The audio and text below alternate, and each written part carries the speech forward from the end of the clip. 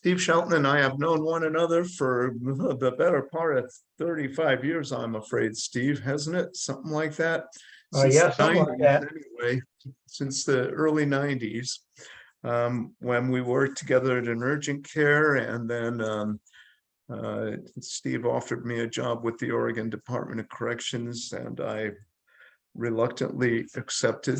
And he got me embroiled in the American College of Correctional Physicians, much to my delight.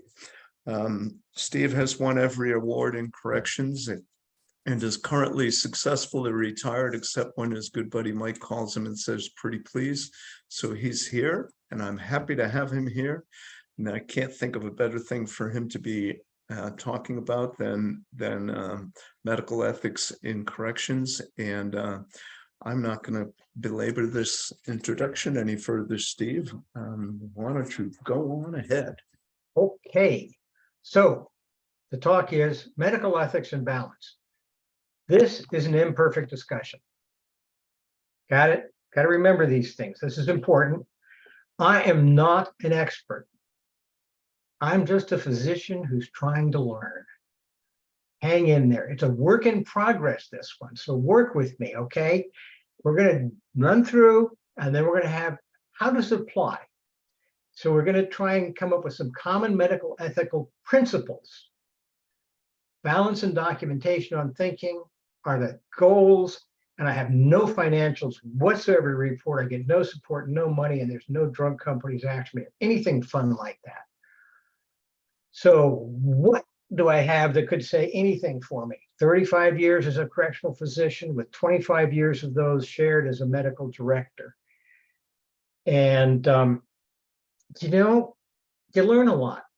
You learn a lot because we have one of the most fascinating specialties that one could ever have. We have an outstanding people. We have an outstanding practice. So why this talk? Well, I'm not going to lecture you. I'm not going to sit here and shake my finger and say, ethics, ethics. No, you all have outstanding ethics and morals. You're great. You wouldn't be in this field if you didn't have outstanding ethics, and you wouldn't have survived. So why have I put myself through the process of creating these slides? Because I hope that the thoughts that we can share today might help with setting up how you go about clinical critical case thinking, and how you might go about documentation in some cases that will help prove useful when you go back to your documentation in court or any other time, even just ways to think about it. So this isn't about talking to you about morals and ethics. This is about common things that may help thinking an outstanding process of presentation clinical cases. So what did I do? Well, I thought a lot. I actually was a philosophy minor and a psych major in college. I never did take pre-med, but anyway, for this, I've been to lots of different sites. I love reading, lots of different authors, and lots of organizations offering different numbers of medical ethical principles. Some have 3, some have 6, some have 12. I think the AMA's got 20. They vary all over the place. But in that process, I found that most of the places contain at least 4 common principles. And so I'm going to use those 4 in today's topic. And the 4 common ones, once I've settled on those 4 common ones, I freely borrowed, plagiarized, stole, whatever you want to call it, from the Principles of Medical Ethics, freely borrowed from Beauchamp and Childress, Principles of Biomedical Ethics, 7th edition, 2013. So I'm giving them a ploy, see, and you can go back and check other references in this off the top of my head stuff. What is ethics? It's a branch of philosophy dealing with values pertaining to human conduct, considering the rightness and wrongness of actions, the goodness or badness of the motives, and the ends of such actions. Professional ethics are, of course, the ethics that apply in your profession and the ethics of decisions made within that profession. Is there a single right and a single wrong, the bad guy and the good guy, the bad decision, the good decision? I don't, some philosophers over time have said there is a single good, but most of them don't. Most of them talk about multiple ethics or principles that each one need to be considered. And in that consideration, they need to be weighed and balanced. And that is how you choose a right or wrong, because there is no fundamental right or fundamental wrong, because there are so many interacting factors in individual situations. Makes it difficult to do that. Now, a question for you to ponder, and I don't have an answer. Are there different ethics from different cultures, groups, organizations, people, or do they have the same ethics, but they just put different weights on the principles? What are we going to talk about? Oh, sidebar, ethics and law are not the same. Okay, just, do I need to say more? Sometimes you just got to follow a law, even though it's not ethical. Doesn't make any sense to you, but you can at least put down what you think the correct ethics are. And law doesn't have anything to do with ethics. They pass laws that say the area of a square is the same as the area of the circle that fits inside it. Well, Jesus, Oh, by the way, sorry, Charles Lee. So another sidebar, do no harm. Boy, the only place I've really heard this is lawyers attacking me with it in a court of law. It's not possible to do no harm in the real world of medicine. And they want it absolute black and white. This is the unbalanced approach. The oath was not written by Hippocrates, and the Hippocratic Oath may say do no harm, but it wasn't written by him. It was written a century or two after his death. Nobody knows who wrote it.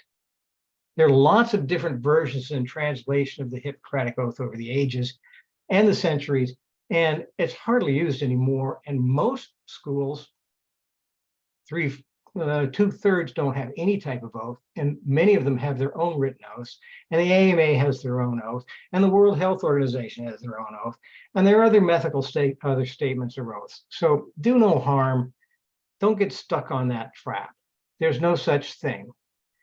What did Hippocrates say? What he actually said way back then was, I will follow that regimen which, according to my ability and judgment, I consider for the benefit of my patients, and abstain from whatever is deleterious and mischievous. The physician must have two special objects in review with regard to disease, namely to do good, or at least to do no harm. He was balancing harm and good. He recognized that you can't do medicine without the risk of some harm. Person's got a crushed foot, you have to take it off. There's no way around that. You're doing harm, but the benefit is better. So let's talk about what are real modern ethical principles and get away from the simplistic do no harm. The only reason I brought that up is because some people will stick with that and they'll say, but what about do no harm? Throw that aside, get rid of it, put it away. We'll talk about other things, but be more sophisticated than that is what I'm begging you. So, current ethicists have moved from theories that have a single principle in favor of balancing several principles. Well, I went through that slide. I don't know how it came back. These are 4 common major principles of medical ethics. The principles are not to be considered in any particular order. No one principle comes first. No one principle routinely outweighs another. No one is stronger or more important. These are not considered as absolutes, but perhaps they're useful guides in medicine. Mike, do we have any questions yet? If not, give me a thumbs up. Can't hear you. Sorry. You're muted. Okay, we're good. Okay, in no particular order, we have non-malfeasance, beneficence, autonomy, and justice, fairness, proportionality. You will oftentimes see justice, fairness, and proportionality left off of the more basic principles. I think in our world, the current world, and our correctional world, it has to be there. So I've included it because I think it counts. So we'll jump right into it. Non-malfeasance. What is non-malfeasance? Well, it's not quite the same as do no harm. It means that we not intentionally create an undue harm or injury to the patient without a sufficient balance of possible benefit. You're always thinking about the risk-benefit ratio, whether it's an antibiotic, an antihypertensive, a surgery, draining an abscess, all of those. You don't have, and you're not intentionally creating an undue harm. You are creating a benefit, even though you know that some harm will occur, the benefit will be much greater. But neither by commission nor omission nor carelessness do we create undue harm or malicious harm. Carelessly opening an abscess with a dirty, rusted, infected fingernail file may be thought to be carelessly creating a larger than needed risk of harm. But we don't do it intentionally. Healthcare professionals, we do our best to protect the patients from harm. Harm happens. Sometimes mistakes happen. Sometimes, what do you say, shit happens. But we don't intend it. Almost all interventions have some level of harm, despite the benefit hoped for. But we go ahead because we're looking at the benefit more than we are looking at it. We think the likelihood of benefit is much greater than the likelihood of harm. Hippocrates understood that 25,000 years, no, 2,500 years ago, and balancing benefit and harm have always been a significant issue. Beneficence. Beneficence, benign, beatific, the best. These are actions that promote the well-being of the patient and are in the best interest of the patient. We're thought to act with beneficence. We are benignly acting in the best interest of the patient. It's not for money. We have to act in the best interest of the patient, not that course of action which makes us the richest. The patient has to believe that we are acting in their best interest. So both the patient and the clinician, in the principle of beneficence, believe the clinician to be working only in the best interest of the patient. Now, is that what the health professional thinks is best? Is this what the patient thinks is best? Well, we're acting in the best interest of the patient. We have to be dedicated to providing competent medical care and knowing what is competent medical care. The patient can expect, because of beneficence, the principle, the patient can expect us to be competent in his or her role and actions. So ongoing training, listening, looking, thinking, treating, gathering needed data, and referring appropriately as needed. These are all parts of beneficence, a major principle. But then we have to balance that with autonomy. because if we don't, we end up with paternalism. The patient has the right to refuse or choose their treatment. This recognizes the rights of the individuals to self-determination. We have to respect the individual's ability to make informed decisions about personal matters, including their social benefits.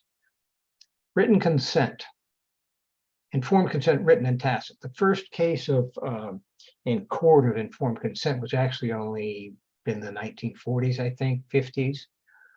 So that written part is fairly new, but we have through time not necessarily done accepted what the patient's beliefs were, but we do now. And an example of that, of course, we're all familiar with is a Jehovah's Witness who doesn't want blood during surgery. We paternalistically or out of beneficence can say, well, of course, you've got to have blood because otherwise you might die. Patient says, no, thank you. I would rather have my spiritual health intact than and not have the risk of going to hell forever. I would rather run the risk of not having quite enough blood. And we have to honor that belief system. So what do we do when we have recommendations and we believe are in the patient's best interest, and the patient has beliefs that conflict with what we believe? We have to inform, we have to make sure they understand, we have to make sure that they can articulate, we have to make sure that they are rational, and I'm blanking on it. Inform, understand, rationality. Oh, and there are no undue other forces acting on them that we have not considered. Otherwise, the sense of autonomy is not there. So if you're talking about an autonomous patient, you must remember to get all those things in there. And different social groups may weigh values differently. I, for certain, weigh saving a life with blood versus my religion differently than a Jehovah's Witness. That's okay. I just have to understand that. And we have to make sure that they understand it, we explain it, we accept it, and of course, obviously, that we document why we have come to the conclusion we've come to. So informing the patient of the diagnosis. The clinician and patient are informed and understand the potential benefits and risks of intervention and non-intervention. Rational sound mind. Biases are discussed and documented. That's beneficence, non-malfeasance, and autonomy. Blends all those things together. So we have to be beneficent, talking about the potential benefits. We have to tell them about the risks. We can't go into this lying about the risks. We have to be very clear. We have to know they understand. If we're going to give them a choice in this matter, we have to make the decision that they're a rational, sound mind. There are no other forces acting on them, that we've discussed all their biases, and then we need to document it. The last one I'm going to talk about here for our principles is distributional justice, fairness. So that's the allocation or distribution of a limited resource. Who gets what? It's also the good of the individual versus the good of the group. Vaccines, distributional justice. Kidneys, distributional justice. In our case,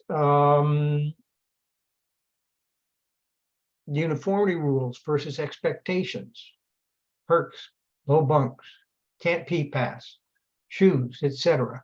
How do we distribute these scarce resources in a fair and just way? So when you're documenting, I'm sorry, checking the time here.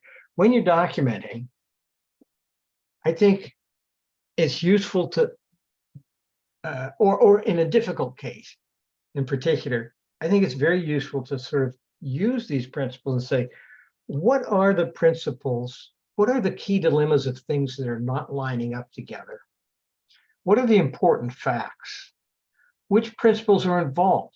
What legal principles are involved? What other organizational principles are involved? What are the conflicts? What are the balances? What are the values? That should be your thinking process. And then I think you should document what you thought about. How did I get on that one? That slides out of order. Sorry. So I flipped those two slides. But anyway, justice in healthcare is usually defined as a form of fairness. I think I went over this. Distributive justice hinges on the fact that some goods and supplies are in short supply. There's not enough to go around. How do we share it in the most fair way for both the individuals and the social group and the community? Some fair proportional means of allocating scarce resources must be determined. We, corrections, are used to this concept, but much of our American, USA, North American society struggles with it and still believes that really the rich get and the poor don't.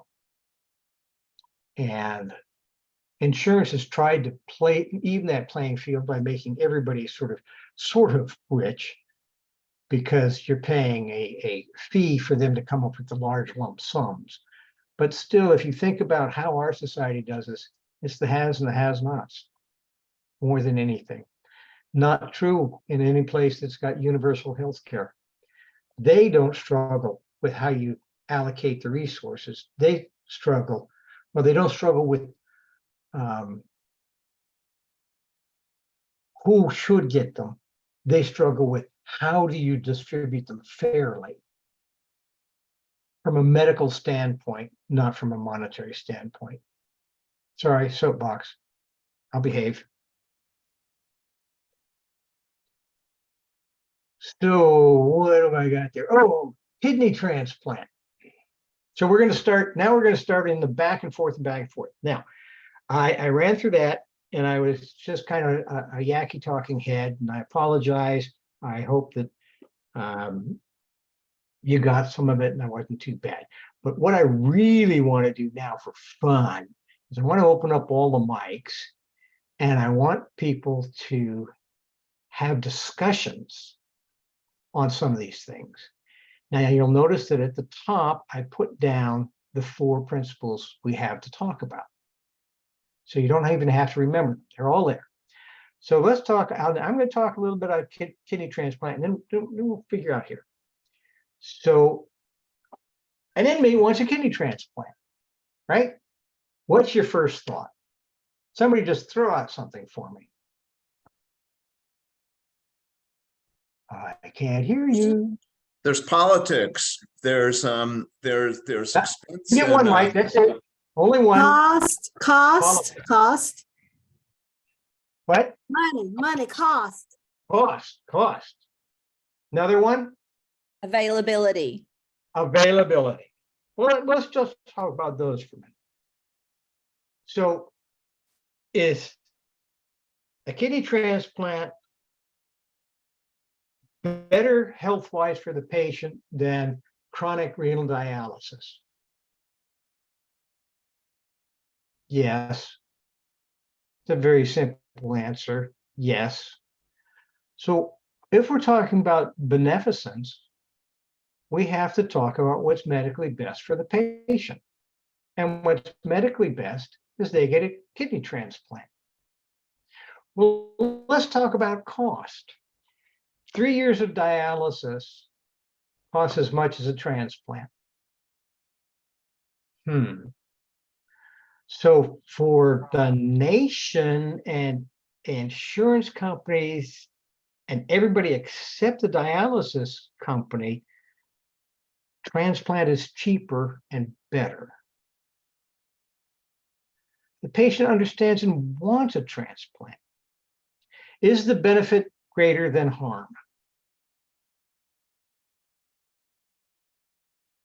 Anybody? I'll say yes. Okay. Yes. So we've got beneficence. Yes, do it. Patient wants it. He absolutely says, absolutely, I want this. I don't want to spend 3 days a week driving through and spending all day in my dialysis unit. Autonomy, Autonomy. yes. Non-malfeasance. Are we intending to do the patient harm, or are we intending to do him benefit? Is the likely benefit greater than the harm? Yes. So what do we have left? Justice. Politics. Distributional justice. Who gets kidneys is not decided by you or me, or even the kidney doctor in town.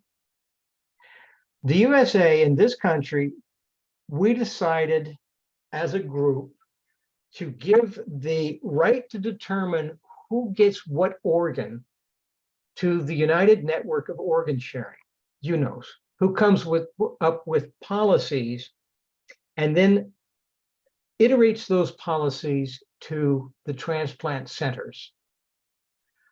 So the transplant centers have to deal with the distributional justice question, not us. We should not be making that judgment for our patients. We shouldn't be saying, no, you can't do it. Is politics up here? Does politics count up here?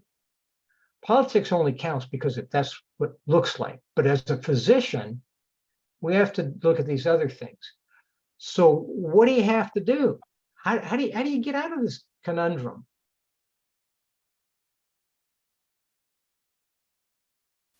Get an opinion, I have an opinion, but does a anybody else? medical opinion, get a medical opinion outside of corrections.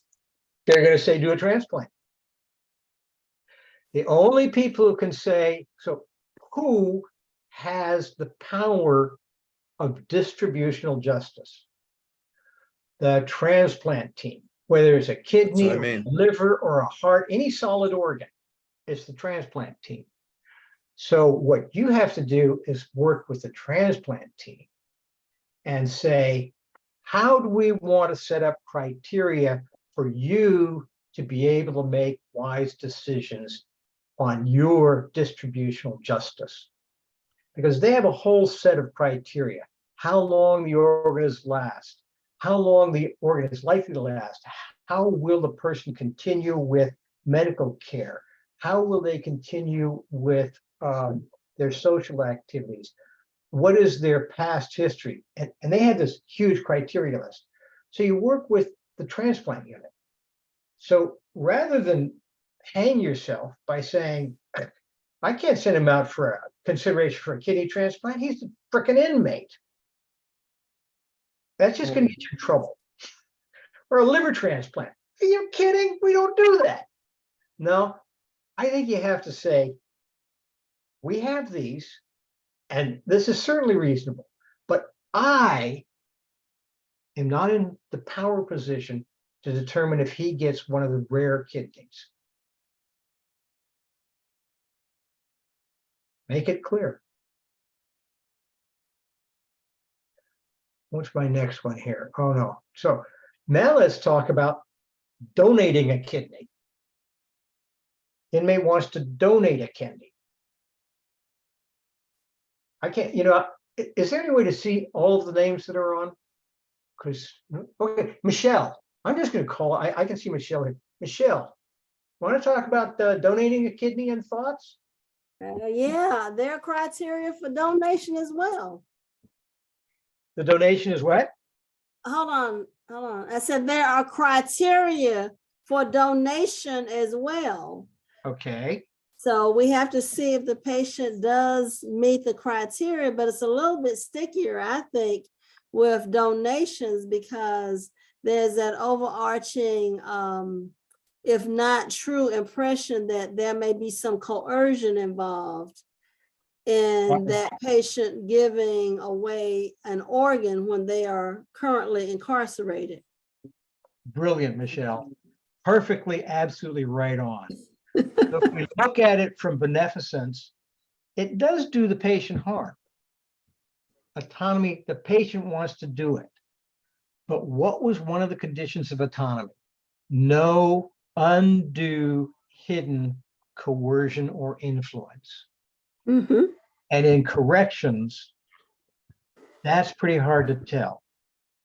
So I've wrestled with this a lot, and I'll just tell you what I did. And I passed a policy that said you could only do it for family members. If we get beyond family members, it's so impossible to show no coercion. We don't know what this guy's archenemy gang member has threatened this guy with, his family's life with. You just can't tell what the coercion factors are other than that. But I choose to believe that possibly for family members, there is the possibility of altruism.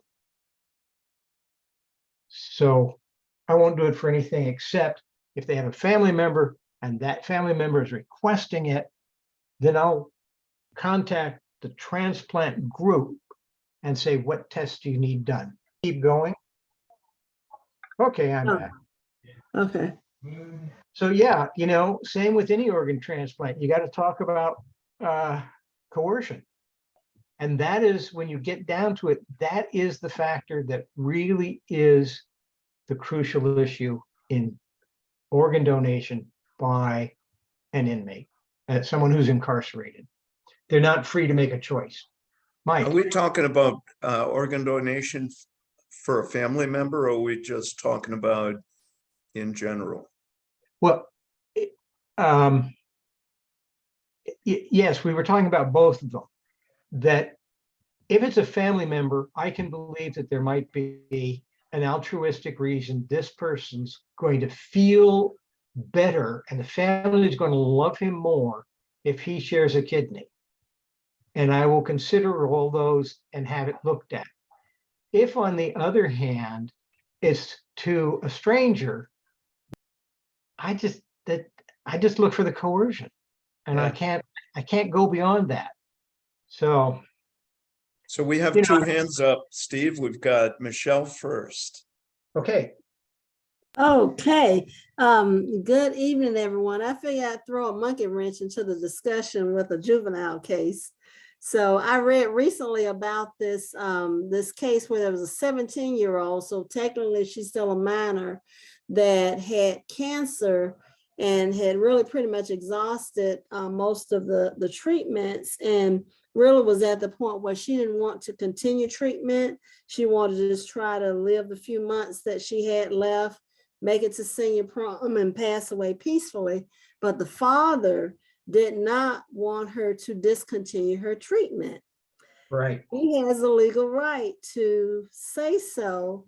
But then with your whole discussion of beneficence, autonomy, non-malfeasance and justice, I thought this would be a great one to just throw out there for people to talk about.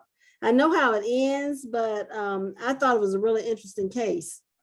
So what I left this, I may have slipped by it on beneficence, but the extreme of a beneficence is paternalism. I know what's best for you, and God damn it, you're going to do it. Yeah. I'm not even going to ask you what you want to do. I'm just going to do it. And, that has been true in the past. It's still true in a fair number of, well, let's just take that. It's true in the Taliban society at this point. If the male says the woman doesn't get a surgery, she doesn't get a surgery. If she doesn't, she can't go to the doctor, she can't go to the doctor. Yeah. We in this country have, for the most part in the last century, moved away from paternalism in medical ethics. Now, in your case, what we're dealing with is a state legislature or a court that is stuck in the belief of paternalism. In this case, the father's right to decide is greater than the daughter's right to autonomy. And that's a difficult discussion, but it really is about her autonomy and his paternalism. Reed had his hand up and I jumped in. Reed? Oh, yeah. Well, first, if I could do two cents into the discussion of paternalism and such. What we would do prior to when I came into corrections would be to go to a judge and ask for a change of guardian. And I imagine you could do that with a juvenile inmate. And that puts it into a realm of hopefully decision making that's away from us. Right. The other part was in the kidney transplant. We had one come up. Someone wanted to donate to a family member, and the only real sticky part of that came to who was going to pay the medical costs and the various costs of our patient giving the organ away. I have answers for both those two things. Thank you. I'll do the second one first because it's actually pretty simple. The insurance companies who are covering the transplant cover all donor costs. That's all there is to it. They do. Now, they may or may not cover, they probably won't cover transport costs. And the security guards costs of transport and stuff. So you'll have to deal with that. And I think they would pay for having the blood draw, the first level blood tests, but it's just not, in my case, in what I've always done, that's just not worth the hassle for me. I just say, sure, you get a letter from the family or the operating team saying they're considering you and they would like this blood test. I'll be happy to draw it for them. Because blood work costs, what, $6 or something? And geez, the goodwill we get and the lack of nursing intervention and paperwork, that's just, I just do it and always have, and just advise anybody, just draw the first blood work and let it go. And if they're then get down to more stuff, talk with your insurance company about how much they'll cover. And the other point you had, Reed, oh, paternalism. So in autonomy, one of the aspects is the person is competent, capable, and rational, and capable of making decisions. Paternalism works for a child who is too young to understand consequences. Paternalism stops working when you say that adult females aren't rational. Now, is a 17-year-old competent and rational from an ethical standpoint is totally different than is she competent and rational from a legal standpoint. And whether her dad can say you have to keep on taking cancer treatments or not is a legal question, not necessarily an ethical question for me. And ultimately, the physician involved was able to get, because the mother was sort of more on the daughter's side. So they were able to, I guess, convince or counsel with the dad to really try to convince him that she was making a sound decision, about her future and her outcome. And so ultimately, he agreed to allow her to discontinue the treatment. But it was, could be a really sticky situation if he did not, and you don't know whether she had, until reaching the age of majority, to 18, it didn't appear that she had that long to wait where she could make the decision legally. But it could have been a sticky situation, maybe even ended up in court to try to make a decision on the judicial side. But I thought it brought up this whole issue that you mentioned, Steve, about paternalism. And even how we would do paternalism, we tend to do that even with in treating teenagers and even adults, to be honest, if you aren't very careful, because people can let their own biases get involved and try to decide or make a decision of what they think is better for the patient, even though they may not want that treatment going forward. We're going to talk about that next. And you brought up one really excellent point that I hope I can point out. So we took these principles and we've talked about them. And in this case that Michelle brought up, the 17-year-old who wanted to stop cancer, the crucial documentation point is her autonomy. Does she understand? Is she capable? Is she rational? Is she logical? Does she have undue coercion? So that's where you put your crux of the documentation. That's what you were talking about, Michelle. That's what they went to court to prove, that she was rational and she knew what the hell she was talking about. So that's why I think that sometimes applying these principles helps you focus on where you want to put the emphasis of the crux of the matter and where you want to put your documentation. Makes sense? But now paternalism in the less extreme case, in the everyday today case, the non-compliant patient. So if you want me to stop smoking and lose weight, what are you going to do about it? Doc, I'm not doing it. You got to do it. Well, we all know this guy. And so here's just a story I'm going to present. So let's go say we have a really knowledgeable, astute, and assertive physician. And he's seeing a diabetic patient with capillary blood glucose is all over the place. And says, Doc, what are you going to do?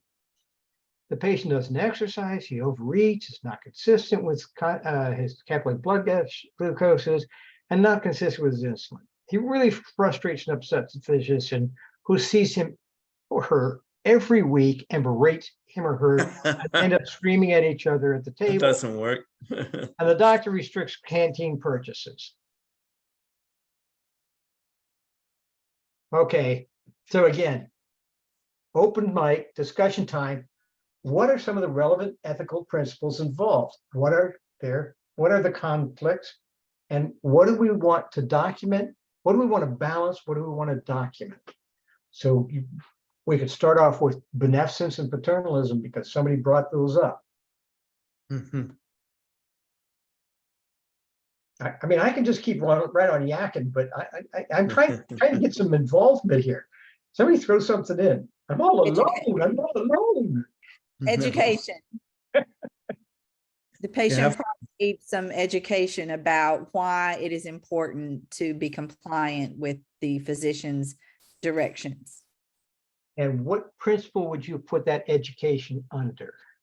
Well, I believe he probably couldn't make a prudent decision without being sure that he had the education and understood the education about the medications and the exercise and the diet compliance.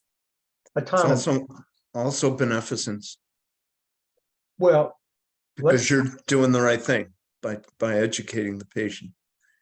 but it is autonomy that we're talking about here. And part of autonomy is that you tell them the risks of intervention, the risks of non-intervention. Does he have education? Does he understand? Is he rational in his thinking? Does he have biases that you need to talk about? And then you're going to have to weigh your beneficence, or this doctor is going to have to weigh his, I know what's best for you, over this guy saying, yeah, but it's my life and I'm going to have that ice cream. Yeah. And Steve, is he competent? And is he competent? That's right. So the education part is there. You're giving him education. What would you do, Kelly, to talk about, to demonstrate understanding on his part? Well, I could ask him to repeat back to me what he understood. So then he'll say, hell, I never did that. What are you gonna do? What are you gonna do?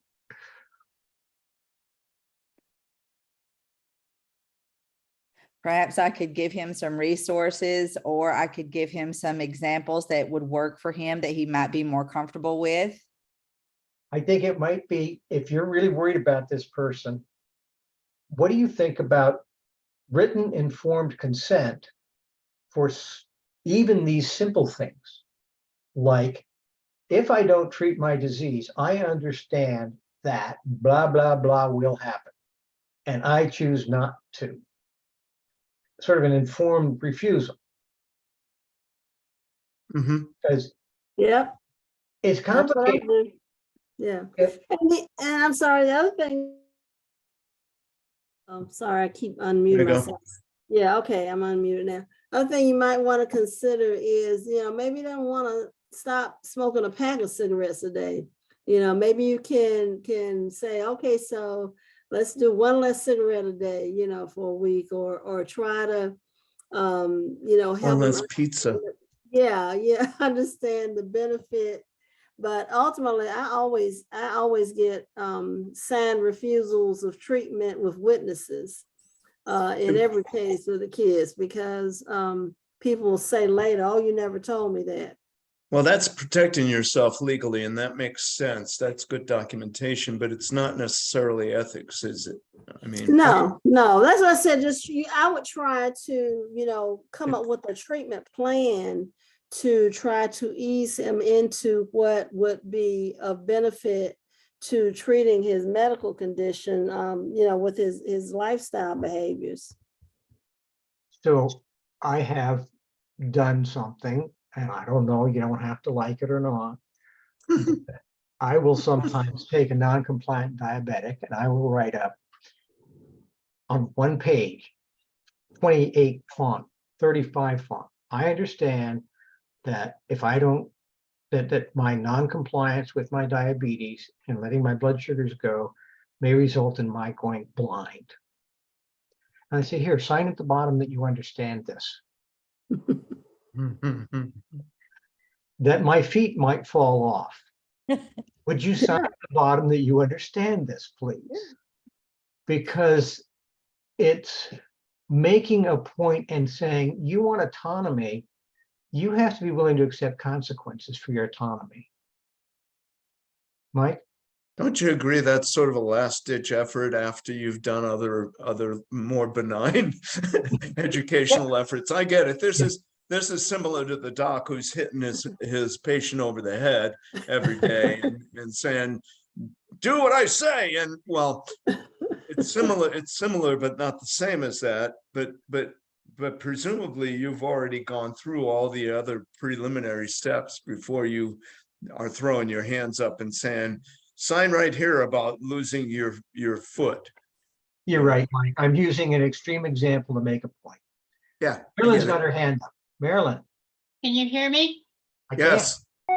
Okay, I'm not a physician. I am a professor of nursing. And You're still welcome. It's all right. We won't hold it against you. I just wanted to say I come from a different point of view a little bit. But I'm not convinced that education is the end all be all. I know of patients who could pass a test with flying colors on diabetes and COPD and still smoke and have high sugars. I think there's something else going on as to why patients are non-compliant, and it has to do with internal psychological and emotional issues of control, of for an example, with that joke or meme that you put up, I think it was more of a power control thing. What are you going to do about it? It was putting blame or trying to put blame on the physician rather than on himself. It was more of a power control.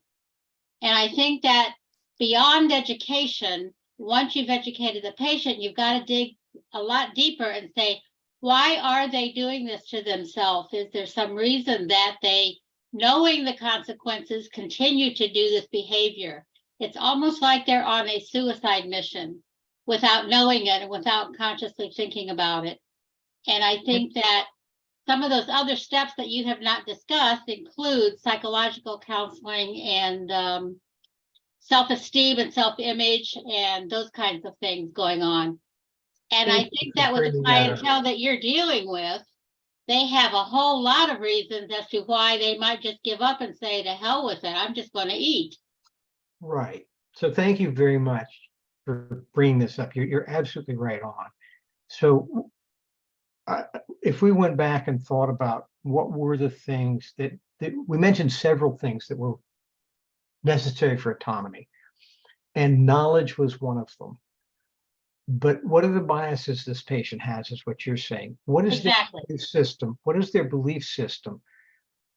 We can beat up and give knowledge to the Jehovah's Witness about the consequences of accepting blood or not accepting blood. But he has a belief system, or she has a belief system. This person may have a belief system, and it may be reasonable that we have to understand that belief system and think about it. This is also for the non-vaxxers. You know, it's just the same thing. What are we doing? How do we balance it? What is their belief system? Should we spend some of the time of the education on their belief system and not on the medicine? Yeah, two weeks ago we had a discussion about equity, and I think this is a great segue. This talk is a perfect follow-up on equity, because I mean, one of the things that is inequitable in a prison setting is that we may be the only place where they can exert some control. So Marilyn, I think, I mean, we've all seen patients that exert control over us because they have no other way to exert control in their lives, and there's no equity to that kind of a situation. And I'm going to present you with a twist on this one. All right. The patient is saying, well, I'm not going to give any blood. No, I don't care what my A1C is. Just keep on treating me, and I don't care what my A1C is. No, you can't draw on to see what my kidneys are doing, and I'm just not going to give you any blood work. Mhm. What you gonna do? Non-malfeasance, beneficence. Beneficence would say, Autonomy. well, I got autonomy. You can't make them have a blood draw. Right. Beneficence versus paternalism. I know what's right for you, and I'm going to beat you over the head till you take your blood. Oh, no, you can't do that. You know what medically you have to do. What about non-malfeasance? But ultimately, you have to respect the patient's wishes I agree. and document, you know, that those are indeed that the patient understands the consequences and those are their wishes. Are you going to keep prescribing his insulin? Yes. Yes. No, Why? Yes. because you're setting yourself to cause him harm. No, but You are not. If you don't give it to him, you'll cause him harm too. No, yeah, that's right. Oh yeah, you would. no. He's You have no causing way of himself harm. monitoring His his autonomy- levels. That's right. You are Monitor. acting without any information. That will get you in trouble with the medical board so damn fast. You are treating a patient without data. But you wouldn't have ordered the insulin in the first place if you had no labs to base your But- insulin. But you don't have any ongoing labs. You So have no you're- information. You're going to have to weigh, what is my risk of causing him harm, which I'm taking on myself, versus his risk of autonomy. So part of your education for him might have to be, with the choice that you're making, I can no longer prescribe the insulin because I have no data to base the dosage on. Do you understand that and how it might impact your health? So, And then use that letter form that you came up with. But we're and gonna get a bad outcome either way. Yeah, I don't like it. It's going to be a bumpy road. that's why I brought it up. But you tell me, in what way can you continue to give him insulin? Under what of these principles? Mike? Yeah, no, I can't argue. I can't argue with you. I just, you're allowing the patient, in some ways, you're allowing the patient to practice medicine because you're changing your plan of care based on the patient's desire, perhaps, as Marilyn said. I believe that desire to assert control in a place where there's no other way that they can assert control. Yeah. So and I'm mixed up about that because I'm allowing the patient to dictate his care, and it's wrong care. Discontinuing the insulin is also wrong care. And he's causing stress in you by causing you to do something you really shouldn't be doing. Right. You could be giving insulin to somebody. Unless we get him one of those fancy blood glucose monitors. then you've got Read your- data. If you've got data, you can treat them. Now I'll tell you a little sidebar to this. Okay. The question came up to me a long time ago, probably 20 years ago, maybe longer. And so I did some checking around on this.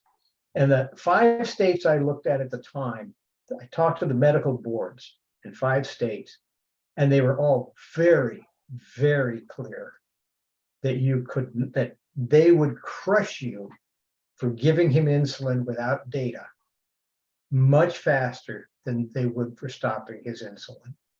Well, if it was a sliding scale insulin, the nurse wouldn't be able to give it anyway. She wouldn't know. No, Or that's even a right. fix. Now you can give him metformin because you won't have, you're not creating a potential really harmful effect, but the hypoglycemia, that's real bad. But metformin you could get away with, I think, but not insulin, and probably not any of the other glucose, the hypoglycemic potential meds. But this is an imperfect discussion. Remember? Well, you started the talk like that by warning us that it was. Well, what we've done repeatedly, because we had a large mental health infirmary as part of our practice, and a lot of this kind of stuff, is retreat to safety. Do the medical care that you can do with reasonable safety. So reduce the insulin dose to where you're pretty confident that it's safe. Use the other medications to the point where you're pretty confident that it's safe. Do what you can do, as much as you can do, that you can safely do without having that close knowledge. Boy, listen to that balanced person. I like that better. Imagine. Benefit versus risk. I mean, geez, read. Wow. Balance and documentation, right? Right. But you know what you're balancing. You're saying, I'm going to treat them in a way that I'm very unlikely. I am very unlikely to cause him harm. I have no intent to cause harm. I am out of malfeasance. I am not doing malfeasance. And I'm addressing its autonomy, and I'm trying to address my beneficence. Mike. We're about 6 minutes over, and Ooh. I love this discussion. We got started late as well, and that's one of the reasons I haven't said anything yet. My question is, what happens? So, and I think that's for another session. I'm brewing another session. So because we don't have time to discuss this here. The officer, you have a patient and he's in restraint saying, I can't breathe, I can't breathe. And the officer prevents the nurse from examining or evaluating the patient because, quotes, it's not safe. And that's medical ethics at its hardest, because you've got an authority figure who's saying you can't do it, and it's unusual to our peculiar to our setting. Anyway, No, it's not, it's their building. well, They I know, but walk it's you out your the door. responsibility to evaluate a patient who says they It's can't your breathe. response, as much as you can. So difficult. you get pushy about it. I know that's a weird concept for Mike, but you get pushy about it. You push the officer to the extreme. You do what you can, and you document that you weren't allowed in the cell. And in some cases, if a nurse or a healthcare provider does go in a cell and doesn't have necessary precautions or officers or guards to protect her, and it goes amiss, now you got two issues. It could go very, very badly for everybody. I agree. It's So- difficult. I Anyway, think this is my last slide on the non-compliant patient. Then I have a bunch of other we can talk about, but my thoughts on this: it's his or her disease. Don't let them extort you or stress you by their non-compliance. It's theirs. You can be beneficent and caring, but that doesn't mean you got to be like stressed about it. Engage the patient in medical decision making and document clear information on treatment and refusals. Educate, work with biases, work with belief systems. Be honest with compassion, empathy, and concern. Be consistent. Next, what did I have? Oh, thoughts and documentation. Again, why the talk? Not because you guys are ethical. I just wanted to present a way to possibly talk about the conflicts in a way that help you write about them and balance them and show your values. Refusing dialysis. Should we keep going for a while until people just start dropping out? I know I gotta go, but this has been great. I mean. Let's yeah, do another one. yeah, let's try and do another one of these discussions. I've got If you I've got can. refusing dialysis, discussion, ingestion of a drug, ingestion of foreign bodies, Oh, man. Yep, yep. hunger. Hunger strike we've had. We've done that Yeah. recently, and it's everything about ethics. Yep. Yeah, Using forensic information. yeah. And hey, and Steve, adding to that with the forensic information, this whole thing of disclosure of HIV status, transgender status, all this stuff that's been coming up legally, hormone treatments for trans patients, all this stuff that's politically controversial that people are trying to get data on, and the privacy of the patient. Right. So if you guys want to do this again, Yeah, I would be happy to moderate one and think about it. What I would really like is cases, or whatever you want to call them, discussion topics, and that we can set up, and we'll choose, 3 or 4 or 5. I'll probably go through some of the slides that I began with really quickly, and then we'll get on with the cases, and we'll do this again with the cases that you have given to Mike. Do you have an email to send them in so we could send you some ideas? I'll give you my email. I have an email, and I can give it to you too, but you already probably have Mike's email, right? mhm. Or send an ACCP to Christine, or however you connect with it. Well, There's Mike's in the chat. Yeah, I put mine in the chat. It's got a comma instead of period, but you get the idea. And I absolutely know how to get in touch with Steve. and we'll make it happen. I Be in forgot one touch, and thing. I'm always looking for ideas for these sessions, for responding to your educational needs, responding to your needs for networking, whatever it is. And I really appreciate your participation today. And again, this session will be on the website for future viewing and CME. Through the rest And- through into February and probably after that.